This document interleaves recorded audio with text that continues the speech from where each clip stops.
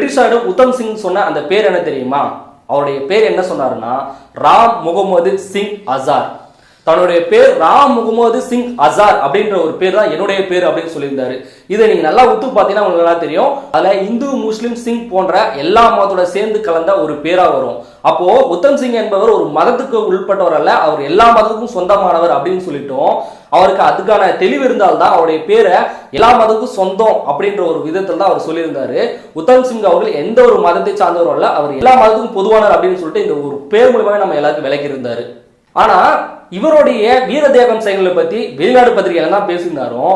இந்தியாவில் முக்கியமா காந்தியும் நேரு என்ன சொல்லியிருந்தாங்கன்னா உத்தம் சிங் ஒரு மிகப்பெரிய ஒரு பைத்தியக்காரன், அவன் செய்தது ஒரு மிகப்பெரிய அயோக்கியத்தனம், உத்தம் சிங் செய்து மிகப்பெரிய தவறு, நம்ம எல்லாருமே உத்தம் சிங் எதிராக தான் இருக்கணும், கொலை செய்யப்பட்ட டயர் ஜெனரல் அவருடைய மனைவிக்கு தான் நம்மளுடைய ஆதரவை நம்ம தெரிவிக்கணும், அவங்களுக்கு நம்ம வருத்தம் தெரிவிக்கணும் அப்படின்னு சொல்லிட்டு உத்தம் சிங் எதிராக